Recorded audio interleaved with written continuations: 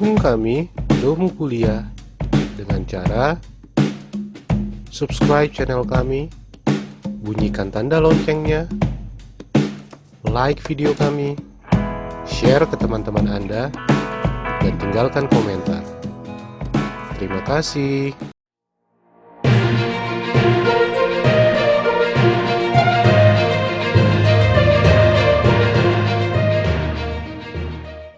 Yang pertama itu pengertian sosiologi pedesaan. Apa itu sosiologi pedesaan? Ya kan gitu ya.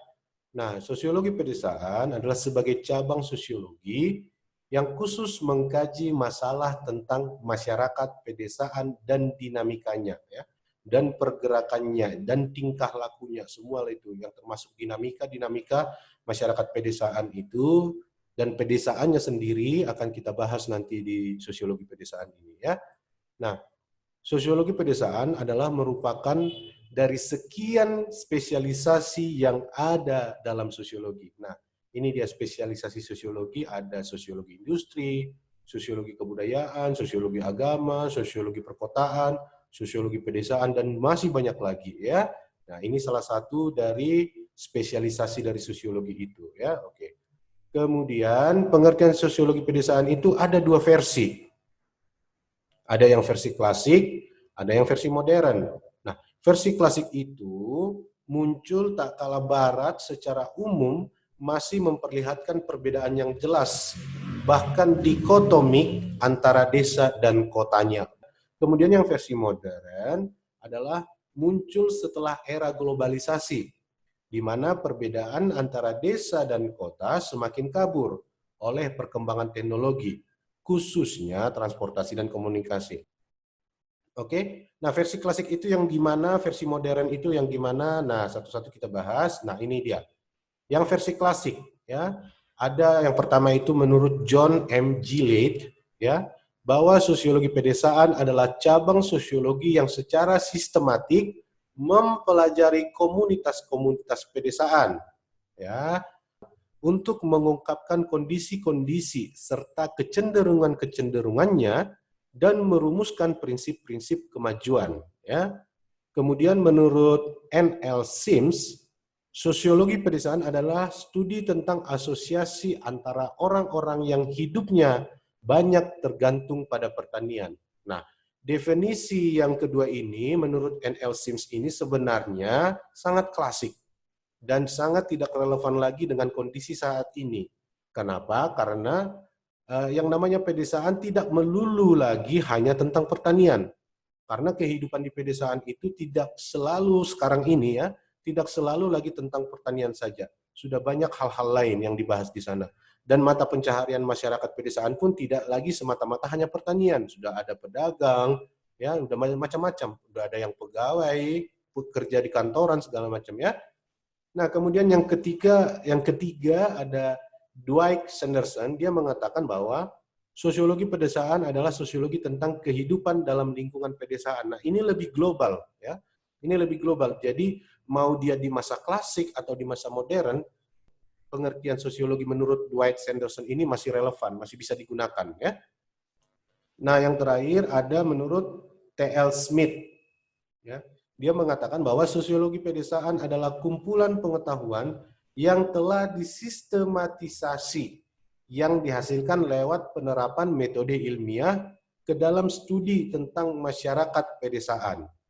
Termasuklah di dalamnya adalah organisasi dan strukturnya, proses-proses yang terjadi dalam masyarakat pedesaan, sistem sosialnya yang pokok, dan perubahan-perubahan masyarakatnya. Ya, inilah, jadi menurut T.L. Smith dan P.E. Zobs ini, mereka lebih spesifik, lebih mengkhususkan bahwa sosiologi pedesaan itu membahas tentang organisasi dan struktur-struktur masyarakat yang ada di desa, proses-proses yang ada di desa, termasuklah itu proses-proses perubahan masyarakat desa, ya, sistem sosialnya, dan perubahan-perubahannya. Oke? Selanjutnya, definisi versi modern. Nah, yang gimana itu versi modern? Nah, ini. Pemahaman pada masa ini tidak terlepas, maksudnya pada masa modern ini, tidak terlepas dari dominasi kapitalis, beserta sains teknologinya. Artinya sudah dipengaruhi oleh kemajuan modernisasi dan industrialisasi, ya. yang memiliki kemampuan menembus dan menerobos setiap sudut dunia, seolah tidak ada lagi tembok penghalang setiap sudut di dunia.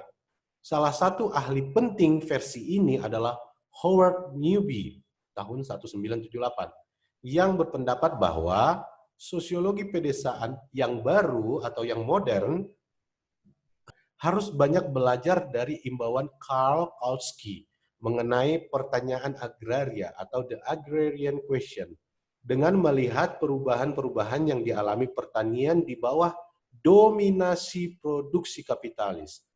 Maka definisi versi modern ini adalah secara lebih jelas sosiologi pedesaan yang baru merupakan studi tentang bagaimana masyarakat desa, bukan hanya desa pertanian, menyesuaikan diri terhadap merasuknya sistem kapitalisme modern di tengah kehidupan mereka. Oke? Nah, selanjutnya oleh para tokoh ada ini menurut Priyo Tamtomo, ya. Sosiologi pedesaan merupakan suatu studi yang melukiskan hubungan manusia di dalam dan antar kelompok yang ada di lingkungan pedesaan. Pengertian pedesaan mencakup wilayah yang disebut rural, dibedakan dengan urban. Kalau urban itu perkotaan, kalau rural itu pedesaan, ya. Secara lengkap, pedesaan diartikan sebagai kawasan tempat tinggal dan kerja yang secara jelas dapat dipisahkan dari kawasan yang lain yang disebut kota.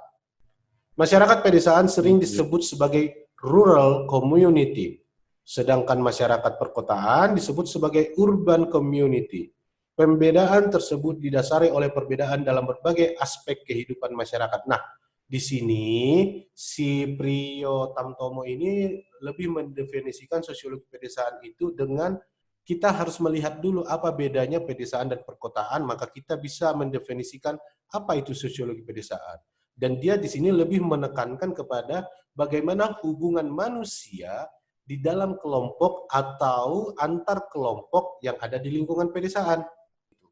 Kemudian oleh Sukanto dalam Yulianti dan Purnomo tahun 2003, ya, menurut Sukanto, ya, bahwa perbedaan masyarakat pedesaan dan perkotaan dapat dilihat antara lain dari kehidupan keagamaan, individualisme, pembagian kerja, macam pekerjaan, jalan pikiran, jalan kehidupan, serta perubahan-perubahan sosialnya. Nah, di sini Sukanto menekankan bahwa sosiologi pedesaan itu bisa dipahami dengan membedakannya dengan perkotaan dari segi-segi atau dari sudut-sudut ini. Kehidupan keagamaan, ya, individualisme, pembagian kerja, macam pekerjaan, dan lain-lain ini.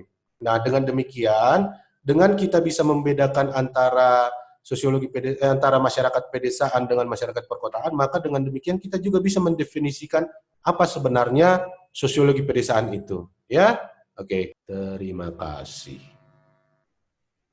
Dukung kami, Domu Kuliah, dengan cara subscribe channel kami, bunyikan tanda loncengnya, like video kami, share ke teman-teman Anda, dan tinggalkan komentar. Terima kasih.